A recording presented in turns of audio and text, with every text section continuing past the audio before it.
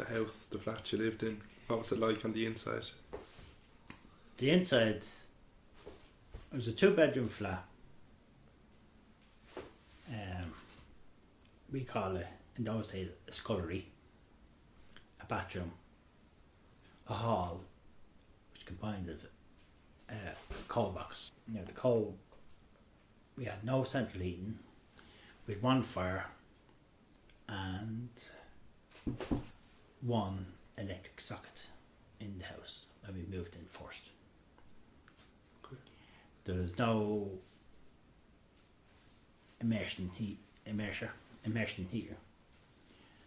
So if we needed hot water, you had to light the fire to heat the water.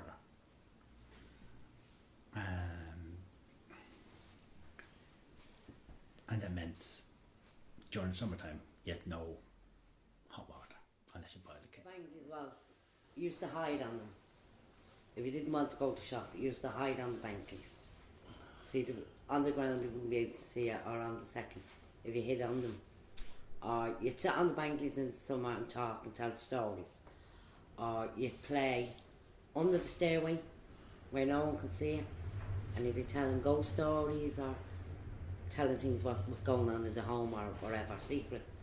Then if there was once, I can remember, the man died on the 4th landing, and the man bringing up the coffin, we said he has to get a ladder to bring that coffin up, but he brought her up the stairways, put a tone, and then going in, and but when the man was in the coffin, we said, how are you going to lift that up? Yeah.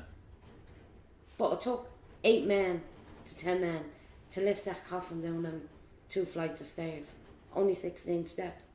But it took the majors to come in. Here we are. Every day, if there was a wash on, well, you'd have people that use your washing lines, even that's what they class them as your washing line. If you put that rope up, that's your washing line. If other people use your washing line, then you could be going down the stairs 3 flights, 4 flights of stairs with your basin of washing and your pegs stuck to you, and you're going down the stairs to put your washing up, but you always have to look over the balcony first, just in case someone else is using your washing line, because it used to cause friction. If I was doing a whole load of washing and I had to go from the top downstairs to hang out the washing, and then other people is using your washing line, like you're saying, but you didn't put that rope up, I put that and they're my pegs, you'd have the friction with that now, but otherwise everyone would have their own 2 and 3 different lines for the amount of washing they have to do. Some people would take the washing lines in with them, and the pegs, the whole lot, that nobody else could use their washing lines, but what's the point of taking the washing line down and putting it back up? I used to just leave it up, and then I made one for outside my door as well, that on the balcony, so you didn't have to run all the way down if you're only a few bits to dry. So it'd be sorted that way as well. But it's great to see all the washing blown in the block where it was always busy and running through. But the washing lines were dangerous as well at times, where in the night time, if you were running and there was no washing on lines and you didn't see the rope, you'd be clotheslined you'd get a mark around your neck from, you'd be playing chasing, or even kids, it happened a couple of times where they'd be playing chase and running through the lines and didn't see that where the line was, and they'd be took off their feet half the times and you didn't see the rope. If half the ropes would be a luminous that you could see, and kids would still end up by turning back with their friends chasing them, they'd turn and then they'd get caught in them as well. But yeah, you'd have many arguments most times over washing lines. But if you were easy going, you'd say, look, you could use the line, not a bother. My earliest memories of life in Teresa's Gardens was when I was brought home from hospital. I reckon I was at the age of 4, and as far as I can remember, it seemed to be a black taxi I was brought home in, and the first memories of the flats was the pram sheds with the portholes on them. I thought it was a ship, they're my very first memories. Well, of the flats. How were you dressed? Well, mine was basically made. It was made to measure. You'd go to a woman in the flats, and she'd go, and you'd stand there in your underwear, your vest, and your underwear, and then you'd get measured by these elderly women, and the excitement of it altogether, like it's just like, oh, it's my time to make my communion, and it's actually happening.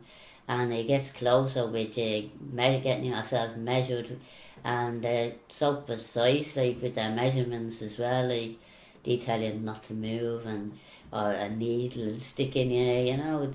Like it's very tradition with the women. Like nowadays you have to go out and buy it out of shops. So the old tradition is gone basically now, where all the other it should be in the generation to be able to make your own clothes, where that era is gone. It's all computers and Google what they like nowadays. But the tradition I always loved, like with like going and meeting your nanny to go to her friend's house to get yourself measured for your dress, your veil, and then you get your coat. And if they didn't like if they sort of measured me for two dresses, like two coats, and I was wondering why I was getting two coats, because it was basically because of the eye colour of my eyes. Like one minute they'd say my eyes were blue, and then they'd look again and they'd say they look green. So you're saying to say, like, so I got a pink coat and a green coat. So that's the way I saw it, and a little pair of sandals, and you know, it was great, like around that area, like to get measured, and all the excitement that's coming up to your like communion as well.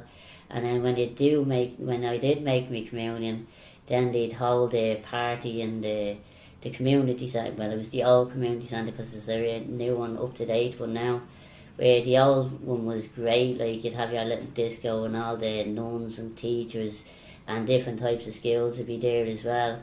Like we'd have one big party, and then they'd have raffles and stuff like that at the end, like during the party as well. So